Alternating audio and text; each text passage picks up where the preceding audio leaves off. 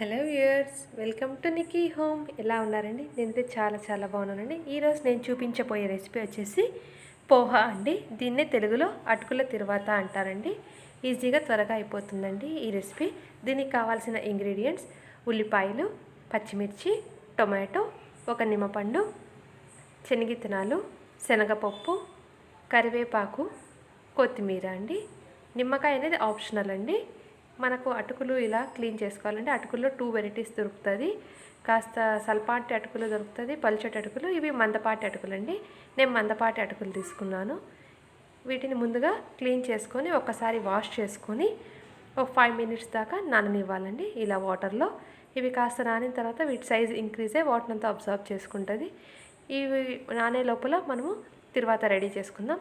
ఒక కడాయిలో ఆయిల్ వేసి ఆయిల్ హీట్ అయిన తర్వాత పోపు దినుసులు వేయాలండి. అవి కాస్త వేగిన తర్వాత మనం ఇందులోకి ఇంతకుముందు చెప్పుకున్నటువంటి శనగపప్పు, వేరుశెనక్కాయలు వేసి కాస్త వేయించాలండి. అవి కాస్త వేగాక మనం రిమైనింగ్ ఇంగ్రీడియంట్స్ ఉల్లిపాయలు, పచ్చిమిర్చి తీసుకోవాలండి, సన్నగా కట్ చేసినవి. ఇవి కాస్త వేగనివ్వాలండి. ఇవి కాస్త వేగాక మనము పచ్చి కరివేపాకు యాడ్ చేసుకోవాలి ఇందులోకే.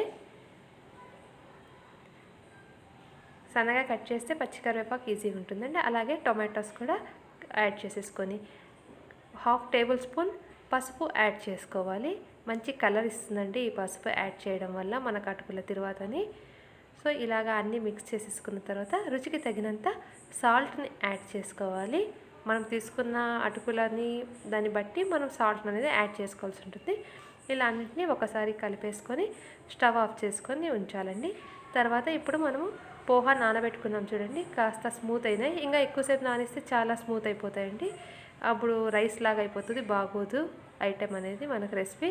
కాబట్టి ఈ టైప్లో చాలండి మనకు. ఈ మాత్రం నానితే ఇప్పుడు వీటిని స్క్వీజ్ ఆఫ్ చేసేసుకొని మనం ఆల్రెడీ ప్రిపేర్ చేసుకున్న తిరువాతలోకి ఇవి యాడ్ చేసేసుకొని లెమన్ జ్యూస్ కూడా ఇప్పుడే మనం వేసేసుకోవచ్చండి. ఆల్రెడీ టమాటో వేసాం కాబట్టి ఒక 1/2 లెమన్ అయితే సరిపోతుందండి మనకు. మరీ పుల్లగా కావాలంటే 1 లెమన్ తీసుకుంటే సరిపోతుందండి. ఇలా లెమన్ తీసేసుకొని అంతా ఒక్కసారి మనం కలుపుకోవాలండి. తిరువాత అంతా ఈ అటుకులకి పట్టేలాగా. ఇలాగా ఇప్పుడు మనం స్టవ్ ఆన్ చేసుకోవాలండి. ఎందుకంటే ఇంతకుముందు ఈ పోహా స్క్వీజ్ ఆఫ్ చేసే లోపల మనకు తిరువాత మాడిపోయే ఛాన్సెస్ ఉంది. కాబట్టి అప్పుడు మనం స్టవ్ ఆఫ్ చేసింటాం. మరి మనం ఇప్పుడు అటుకులు నానేసింటాం కాబట్టి అవి చల్లగా ఉంటాయి కాబట్టి మళ్ళీ వాటిని స్క్వీజ్ ఆఫ్ చేసి ఇందులోకి యాడ్ చేసుకోవడం వల్ల మరి మనం స్టవ్ ఆన్ చేసుకొని కాసేపు హీట్ చేస్తే బాగుంటుందండి ఈ రెసిపీ అనేది. అంతేనండి.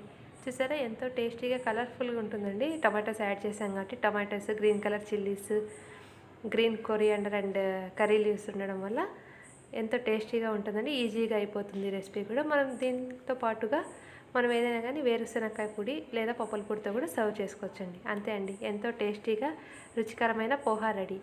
ఈ రెసిపీ కనుక మీకు నచ్చినట్లయితే లైక్ చేయండి, షేర్ చేయండి, మా ఛానల్ని సబ్స్క్రైబ్ చేయండి. పక్కన బెల్ ఐకాన్ నొక్కండి. మీకు నేను చేసే లేటెస్ట్ అప్డేట్స్ అన్నీ వస్తుంటాయండి. Thanks for watching. బాయ్.